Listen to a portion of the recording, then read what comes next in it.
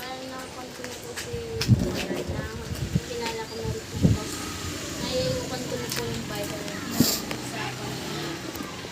Naituturo ko na rin po sa mga kids po. Pagka ibig sabihin, pag nagpasakot na tayo sa Panginoon, hindi na dapat natin. Hindi po. Ano? Dapat po isundin po natin yung sa pangipis po nito kapag po. Ibig sabihin, valid pa rin sa pananaw mo. Kaya tatama natin na kasi pagka nagkamali tayo ng pagkaunawa. Okay, sige. Anong mas malinaw sa'yo? Yung kailangan sundin o ilan lang bahagi ang dapat sundin? Anong mas malinaw sa'yo? Dapat po sundin po. Lahat. Salamat naman. Sa'yo nanay, ikaw nay, anong pananaw mo pagdating sa mga utos? Kasi mamaya, titignan natin isa-isa. Ano ba yung nilalaman ng 10 utos? Okay, titignan natin yan. Ito ba ay dapat mong sundin ngayon o hindi na? Kaya, hindi na tayong magkatuloy ko lahat. Malis si nanay, no? Sayang, ano? Kailangan pa rin bunay. O, sige, tanawin natin ha. At dito natin makikita, ikaw magsasabi, tatanungin ko kay mamaya, kung dapat ba itong sundin o hindi na. Okay, sige, tingnan natin ang Exodo, sister, alam ko, Tricia. Surprise hindi kayo pinanong. Yung ko trayo. 20 verse 3, bigyan mo kay, para siya babasa nito. Isa-isahin natin, sister, Exodo 20 verse 3. Unang utos. Pagpili mo, last one dyan. Sige. Niligtas ng Diyos ang lahat ng salitang ito. Sinabi, ako ang Panginoon. Ako ang Panginoon mong Diyos na naglabas sa inyo sa lupain ng Ehipto mula sa bahay ng Kalipin. Huwag kang magkaroon ng ibang mga Diyos na harapan ko. Ididin mo lang ha. Ang sabi diyan, huwag kang magkaroon ng ibang Diyos sa mga harap. Diyos sa harap ko. Ulitin mo ha. Mali. Huwag kang magkakaroon. Huwag kang magkakaroon ng ibang Diyos. Mali. Ikaw, makulitin mo nga. Kakabasa lang ha. Sige. Inulit ko pa. Ikaw, huwag mo lang tanawin. Bakit tayo mismo nagkakamali? Kasi minsan, sa akala natin yung pagkakabisa, tama. Hindi na naitutuwid. Pero pag binalikan mong binasa, at words for words, tignan mo mabuti. Tama ba yung... Kasi lahat, pagka word study ang ginagamit natin sa pag-interpret, bawat salita, may kahulugan. Sige, ikaw. Pagdali lang eh. Sige. Sam? Ikaw? Huwag kang magkakaroon ng ibang mga Diyos. Dinagdagan niya. Ang tama doon, ulitin mo, pakinggan natin, dahan-dahan mo basahin. Sige. Huwag kang Magkakaroon ng ibang mga Diyos. Tama yun. Hindi ko malilito. Hindi ko nakakita ng magkakaroon ng Yung pag sinabi mo kasi na huwag kang magkaroon ng ibang Diyos, isa lang. isa lang yun. Pero pag maraming mga Diyos-Diyosan ang ginagawa ng mga tao at nagiging Diyos-Diyosan sa kanila. Pwedeng pera yan. Tiyan. Kayamanan yan. Tiyan. Tiyan. Diyan. Ano pang maging Diyos-Diyosan ninyo? Ito. Gadget. Kasi naubos yung oras. So, ang tama dyan, huwag natin kaligtaan, pag ni-recite natin yung Ten Commandments, huwag kang magkaroon ng ibang Diyos, hindi mga Diyos sa harap ko. Sa harap ko. Kasi madami yung mga nagiging Diyos-Diyosan ng mga tao. So, malinaw yun ha. Pinapansin ko para matandaan nyo. Kasi lahat ng mga kabataan mo na pinag-recite ko, mali ang kanilang isip. Number 1 pa lang na utos, mali na agad. Okay, sa pangalawang utos tayo. Verse Huwag kang gagawa para sa iyong sarili na inukit na larawan o ng anumang kawagis ng anumang nasa langit, sa itaas o nasa lupa, ibaba o Ang nasa tubig na ilalim ng lupa. Okay. So, diyan naman sa pangalawang utos, ang utos diyan, huwag kang gagawa. Ano daw yung huwag gagawin? Para sa iyong sarili na inukit na larawan, kawangis ng nasa langit, nasa lupa, nasa ilang ng lupa. Huwag mo silang yuyukuran. Sambahin sapagkat ako ang Diyos ay Diyos na mapanibubuin na aking pinarurusahan ang ikatlo hanggang ikaapat na salinlahi na napupuot sa akin. Ibig sabihin, ano ang mas madali? Gagawa ng mga inukit o huwag na lang? Ano sa palagay ninyo? Anong mas madali na gawin? Yung gagawa ka, maghihirap ka doon. Yung huwag na lang gagawa. Huwag. Ang mas mo, gumawa ka, tapos sinukuran mo. Pakahirap ka. Ang problema, yung mga nagsigawa sa kanila, magiging katulad nila. Gaya. Sabi ng Isaiah 64. Tapos Jeremiah nakalagay din. Oo. Gumawa isang mangukit. Kumuha siya ng isang pirasong kahoy. At yung sobra nung gagawing gatong. At tinulma. Tapos, nung napagod siya, nagluto siya. Kinampang Naghiyaw gatong. siya ng isda. At Panggatong. yung mga piraso ng mga kahoy, ginamit niyang pangluto. At yung nabuo niya, doon siya lumuluhod at sumasamba. Sino yung magiging katulad nila? Ang sabi pa ng Isaiah ay, may mga paa, ngunit hindi naman nakakalakad. May mga kamay, hindi naman nakakatangan. May mga mata, hindi naman nakakatitig. May mga bibig, hindi naman nakapagsasalita. Mabuti nga ikaw, nakakalakad ka, ikaw nakapagsasalita. Eh bakit doon ka hihingi ng tulong? So malinaw, dito pa lang sa ikalawang utos, alam mo kung bakit may gumagawa sa ibang mga sekta? Inalis nila itong pangalawang utos. Yan ang sinasabi ko na. Kasi parang hindi makita. Oo, kasi nga, wala na silang lalabagin. Oo. Ay, oo, maraming tinanggal sa akin. Tinanggal nila yan, pero ang Biblia kasi, yan ay valid lahat. Pinasihan lahat ito, all in you. Hanggang ngayon, walang kudlit, tuldok, maalis hanggang sa matupad ang lahat ng mga bagay sa kautusan. No, pangatlong utos tayo. Doon naman sa pangatlong utos, ito, Verse 6. papansin ko lang ulit doon sa sa napupuot ang Diyos, doon sa gumagawa nun, ibig sabihin pala, yung mga gumagawa pala niyan, yung sumasamba sa mga larawang inanyuan, pagkaput pala sa Diyos. Kasi ito, mga napuput sa akin, hanggang ikatlo, ikaapat na salinlahi, ang gagawin ng Diyos, parurusahan. Lilipulin. Pero bagaman ganon, na hanggang ikatlo, ikaapat na salinlahi, ang maganda rito, pinagkakakitaan ng Diyos, ang libo-libo na umiibig Sa akin. Ikatlo, ikaapat na salinlahi, pinarurusahan. Ibig sabihin, kanununuhan ng kanununuhan, ipinamana ko sa mga anak. Di ba ang katwiran ngayon ng Katolik? Dito na kasi kami namulat. Dito na kami na nagkaisip. Dito na kami mamamatay. Dito na kami dadapa. Ay, kung gano'n ang katwiran, halimbawa, ganito, yung bahay mo, doon ka ipinanganak. Nasunog. Hinana mo sa magulang mo. Kung ka na lumaki, nagkaisip, nagkapamilya, biglang nasunog ang bahay, anong gagawin mo? Ay kung ikaw ang nandun, sa loob ng bahay na gano'n, anong gagawin mo?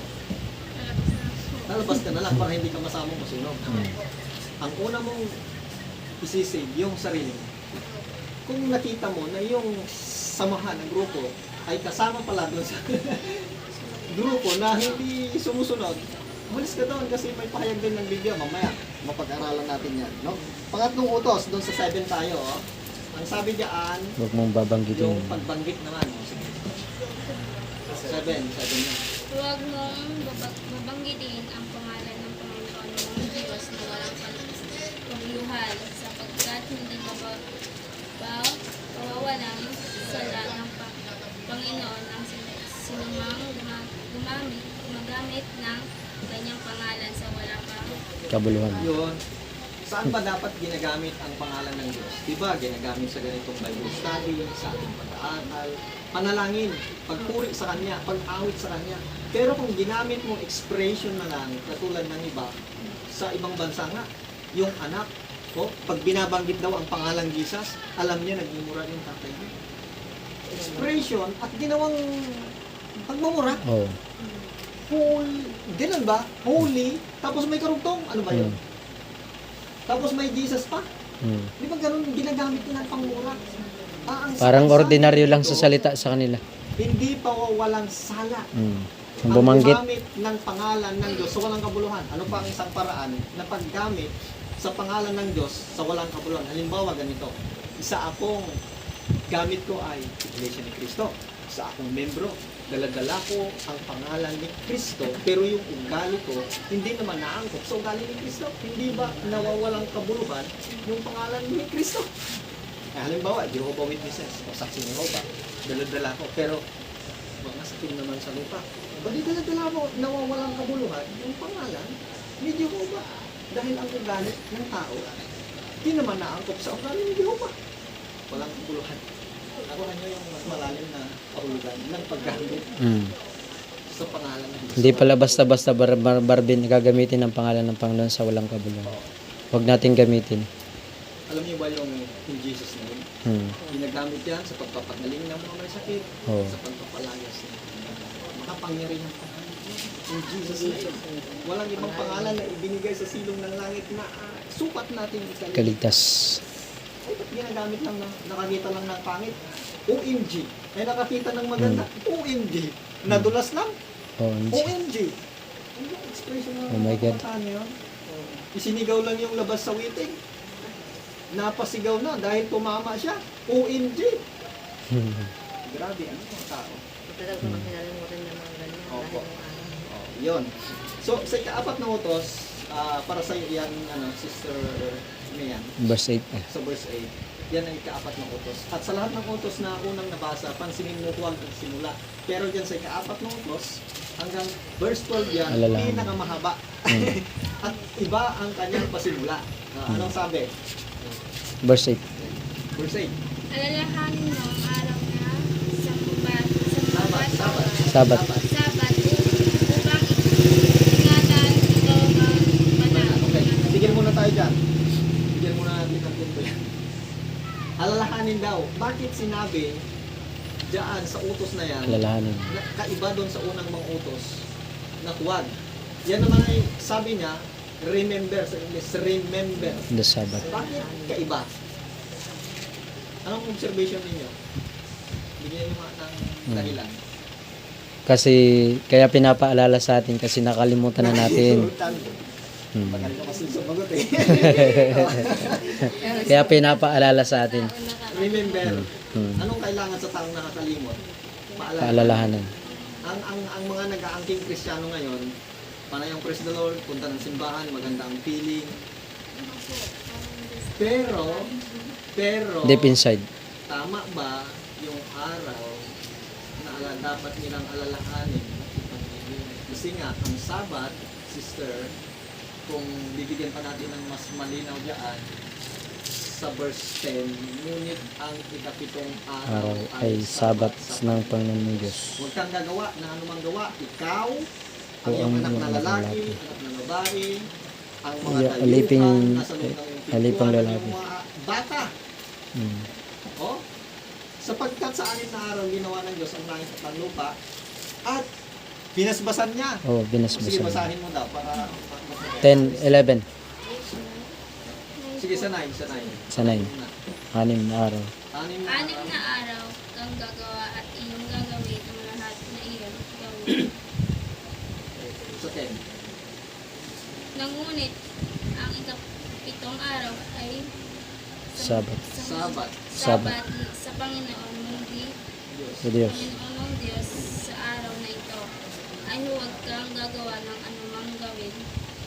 Gawin ikaw o ang iyong anak na lalaki, ang iyong anak na babae, ang iyong alipin lalaki, Like ba yan? ang iyong Hindi. alipin Kahaba. alipin Video lang. babae, ang iyong mga baka ang dayuhan na sa loob ng iyong mga pintuan. 11. Sapagkat sa loob ng amin na araw ay ginagawa ng Panginoon ang langit at lupa, ang dapat at lahat ng naroroon at Nagpahinga.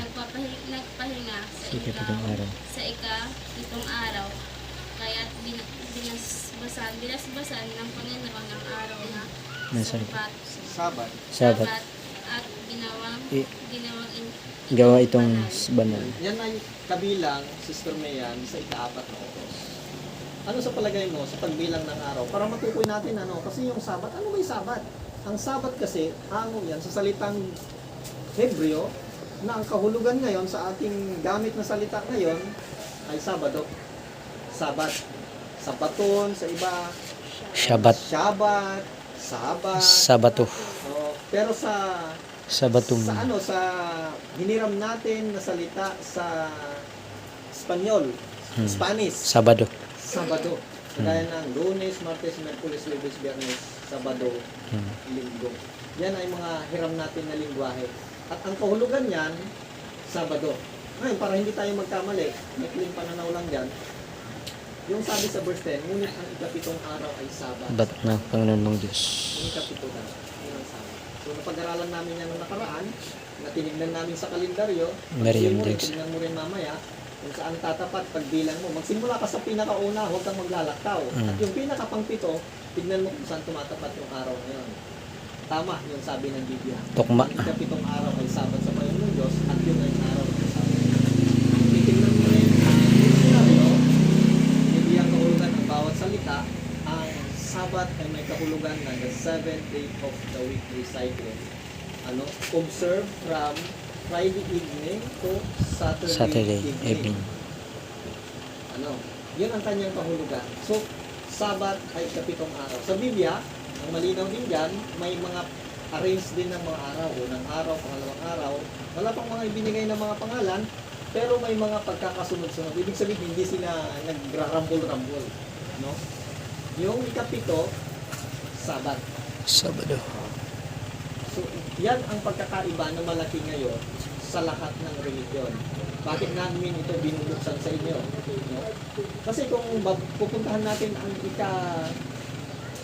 ikalimang utos, ang sabi diyan, igalang mo yung ama at ang iyong ina upang umaba ang iyong Yung buhay. buhay.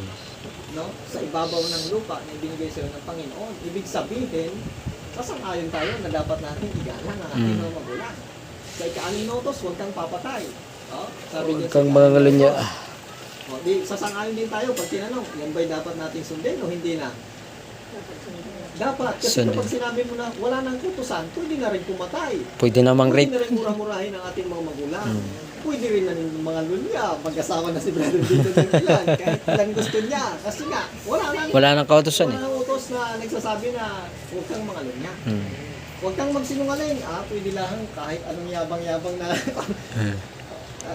Di ba? So valid yan, mga kapatid. Pero alam nyo, pansinin nyo, sa lahat ng utos, ang ayaw lang tanggapin ng lahat ng religion ay ang ika-4 na utos. Lahat Alalahan. yan, sumasang-ayon sila na dapat ay sundin. Pero pagka yung ika-4 na utos, ayaw nila. Meron kasing original na may ayaw dun sa utos na yon. Kasi ang ika-4 na utos, yan ang pagkakinanlan dun sa tunay na Diyos. Kasi 6 na araw na nilikha ang langit at ang lupa at yung Diyos na lumikha, nagpahinga noong ika-7 araw. Binasbasan niya. At ang pangatlo, ginawa niyang banal. Ang Sabat, originally, banal na yan. Hindi tayo gagawa ng ibang araw na banal. At ang sabi diyan, iingatan lang natin, hindi tayo gagawa ng ibang araw na iingatan. Nakuha niyo? So malinaw po, ano? Malinaw, sister, ano? Ngayon, sige. Nasundan mo ba kanina yung mga binanggit ko dyan, yung mga pagkasunod ng mga utos? Sang-ayon ka, diyan na lahat ay dapat sundin, ano? So, alin ang hindi mo nahirapan mo na matanggap dyan sa napag-aralan natin na laman ng utos? 10 utos yan, 10 commandments. Babasa yan sa Exodus 20. At umulit-ulit sa Deuteronomio. 14. Kasi ang kahulugan ng Deuteronomio, pagulit. Ulit lahat ng mga utos niya. Tignan mo yung pamagat, sister niyan. Ibinigay ang 10 utos. Hindi ang 10 utos na dapat natin sundin, yung nakasulat sa mga simbahan na may mga cross at saka may mga aribulto doon. Mali na yung utos doon pag ikinumpara mo sa Biblia. Ang mas higit natin dapat sundin ay ang Biblia. Kasi ang mga nagpalit niya, alam mo kung sino. Sige, huwag muna natin banggit para pero at least mahalaga, kay Sister Mian ngayon na nalaman mo ngayon, na ihayag namin ngayon yung laman ng 10 commandments. No? So, alin dyan, Sister Mia, ang medyo nahirapan ka na maunawaan at tanggapin sa lahat ng utos na pag-aralan natin? Yung po, yung dito po sa 16, Anong sabi dyan? yung huwag kang magiging sinungaling sa Sinungaling. Sinungaling?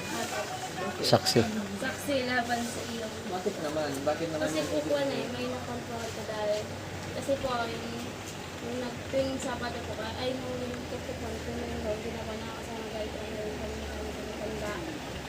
na kwan. Sila na ano po ay. Kasi po kwan ay, kahit po siya nagpukwan, sisinungaling po siya. Tapos, pag kwan po, nga niya po kanina, nasaktan po ako doon sa sinabi niya. Ang sabi niya po sa amin, lahat po kami sinabihan niya, ba't ano sabi niya, magba-Bible study ako at yung iba dyan hindi na magba-Bible study, wala silang tuloy sa kwan. Tapos parang may isang kwan na salita na ginagamit lang daw yung pananakaran daw po pagkuhan ko, yung maglawas lang daw po ng sama yung loob o magpukan ka lang po ng hingi ng tulong. Ganun po sabi sa akin, kaya parang na-open po ako sa kanya na